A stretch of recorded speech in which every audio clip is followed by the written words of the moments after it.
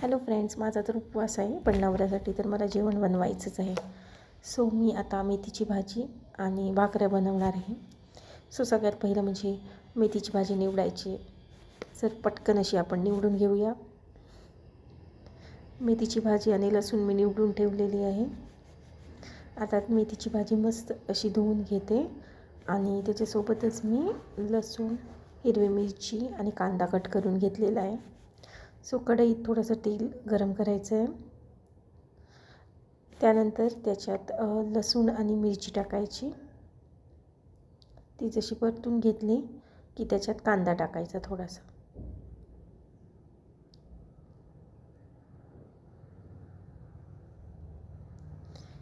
कांदा वगैरे परतल्यावर आपण त्याच्यात मेथीची भाजी टाकायची आणि त्याच्यात चवीनुसार मीठ टाकायचं.